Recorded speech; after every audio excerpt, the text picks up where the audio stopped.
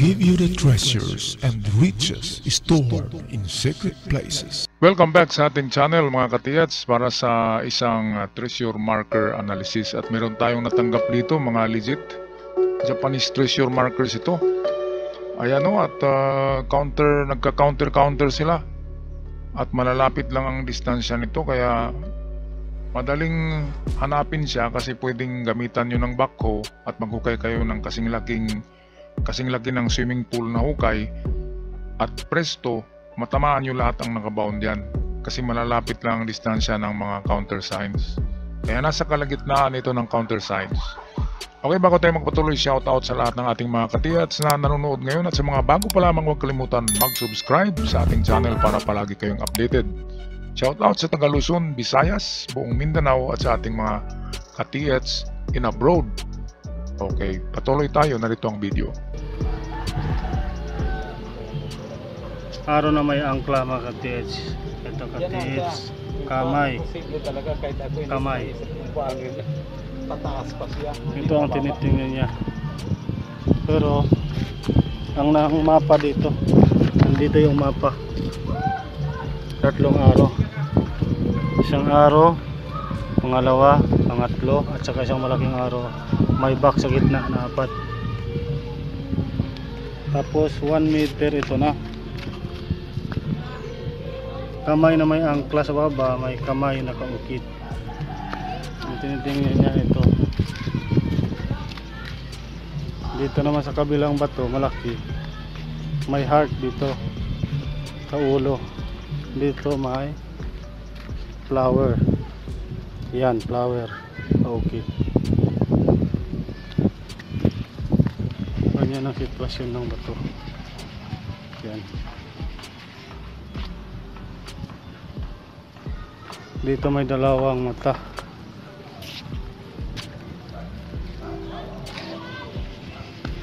Dito may flower pa.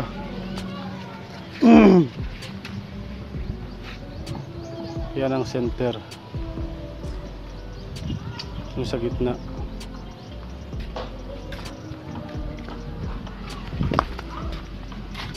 Ito may marking, treasure on this spot. Looking to the object. Ito ang tinitingnan niya. Sa harapan naman nito may tatlong bato. Triangle din, may natamaan na detection doon. Magandang buhay mga katiyats, mga kababayan. Well, meron tayong natanggap dito na pagagandang marker ng mga ito. Talagang legit siya at harap-harapan, counter signs lahat. So ang item dito ay malapit lamang dito sa mga marker na ito. Okay, ito atin muna tingnan isa-isa. Napakaganda.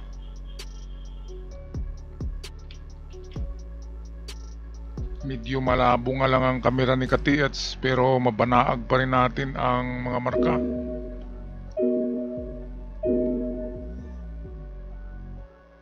Okay, so ito heart.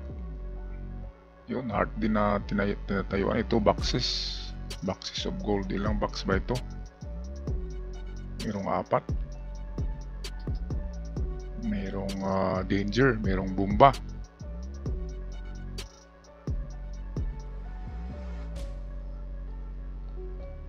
Okay, so ito, unahin muna natin to.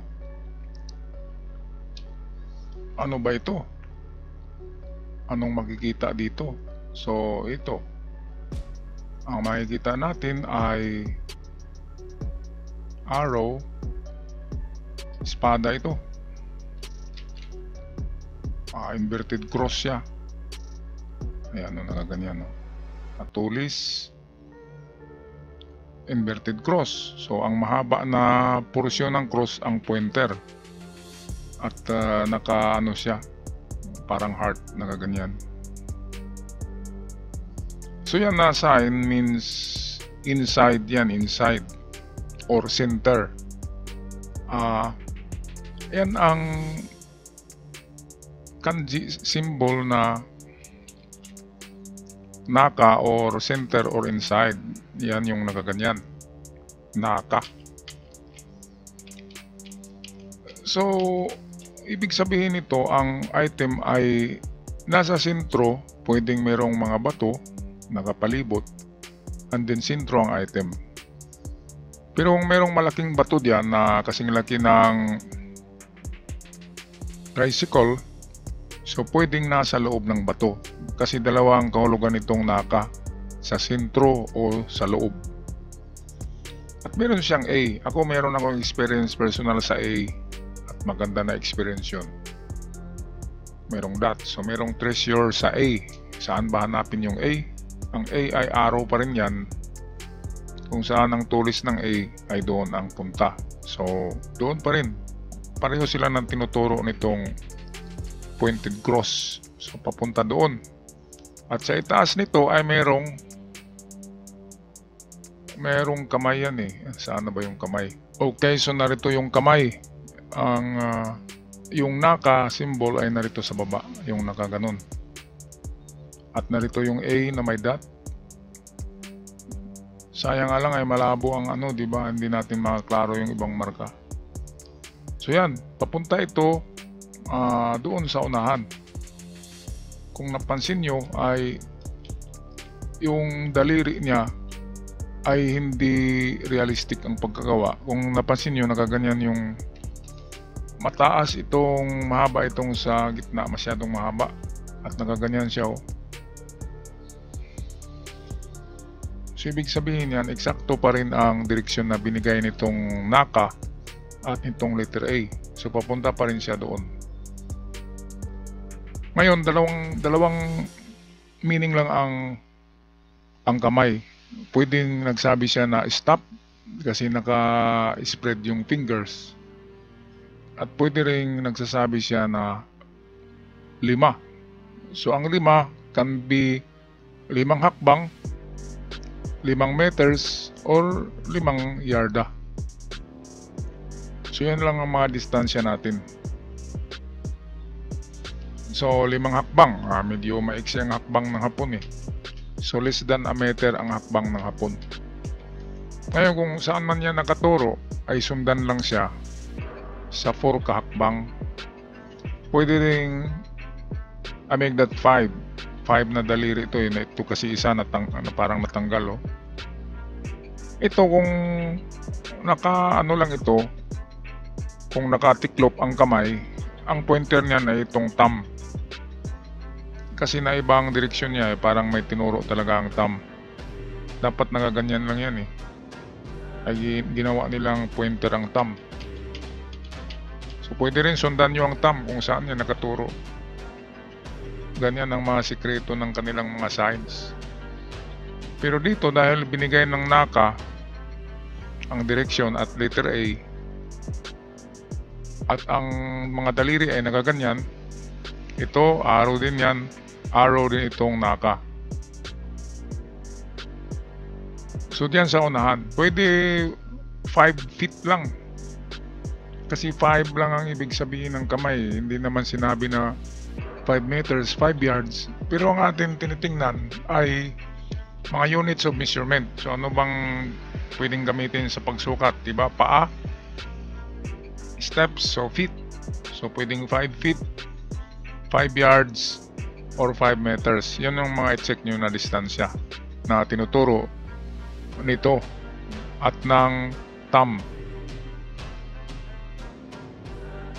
Ayan. So palagay ko ay doon sa stone map masolve natin ito. Ito naman ibon ito, para siyang parrot papunta doon ang turo niya.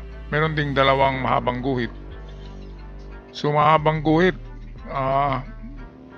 hanggang 20 meters ang i-check nyo sa unahan, hanggang 20 meters. Pwede ring 2 meters lang yan.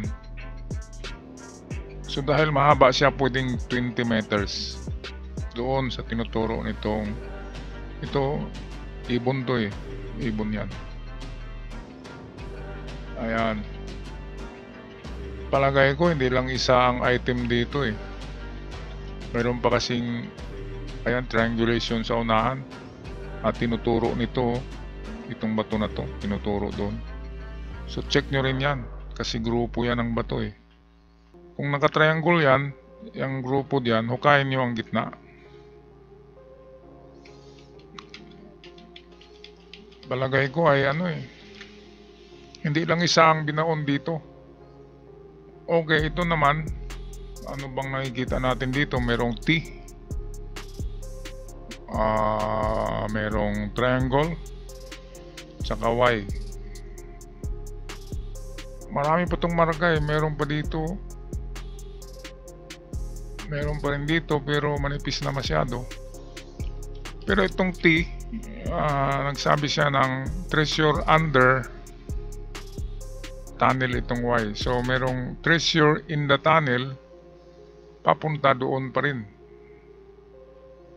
So tingnan nyo sa tinuturo nito, kasi arrowhead ito, doon siya papunta. Ngayon, kung meron kayong kagamitan dyan, kahit yung detector na makapag-detect ng 2 meters, gamitin nyo. Ang lahat ng malalaking bato, i-detect nyo kung merong laman. Okay, ito naman, medyo may malaki palang binaon dyan. Ito nasa libro ito eh, kahit tingnan nyo sa internet. Ito ay sign ng danger. Lalo na ay pinatong siya sa isa pang petals. Bali 2 bulaklak to eh. So ibig sabihin yan, sa concrete box or box, kahit anong klaseng box na nilagyan ng item, ay nakapatong ang bomba, or ang bomba ay nasa ibabaw. Okay, yan ang ibig sabihin ng bulaklak na ipinatong sa isa pang bulaklak. May nakita nyo, merong bulaklak sa ilalim pinatungan. At ito, pwedeng reverse arrow siya. Pwedeng doon talaga ang puntahan niya doon. Ito na direksyon. Pero pwedeng treasure under yan. Pwedeng dito lang yan sa baba. Sa baba nitong bomba. Pwedeng dito lang yan, no? Sa baba. Kasi ang sign niya ay nakapatong na bomba sa item. At itong mga guhit dito, kung yan ay treasure under, ay ang mga guhit ay lalim.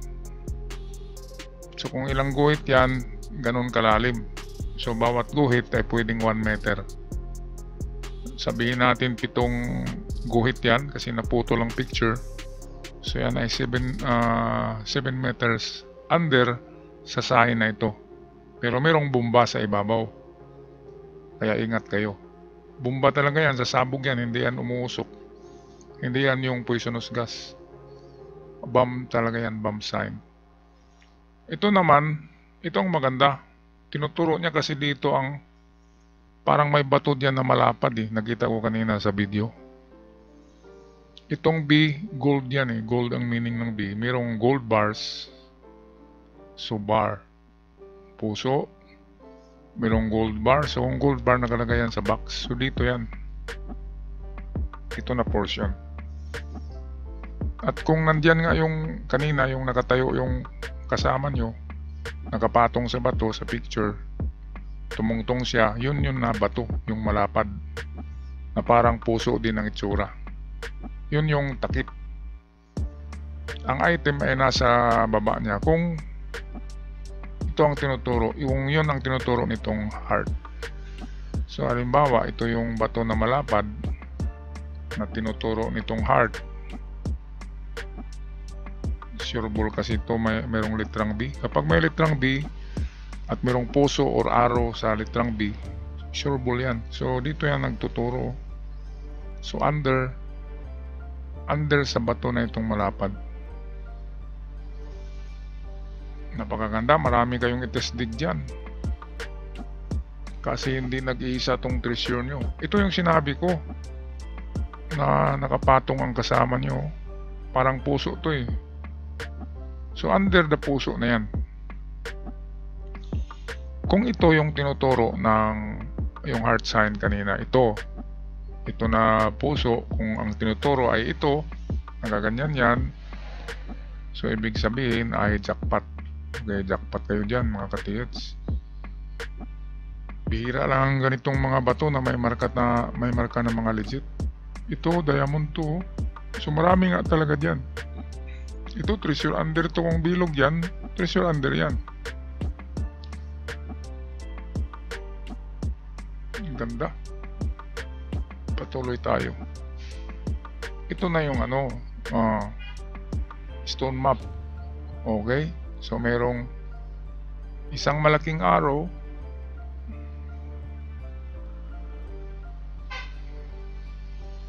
Literang G is under the stair. So merong hagdanan. Ang Z ay stair yan kasi ang di ba ang hagdan nakaganyan yung hagdan. So parang literang Z siya. Ang tinuturo ng mga arrow ay ito. 4 na kahon. 3 to na arrow. Narito yung isa. Narito rin yung isa.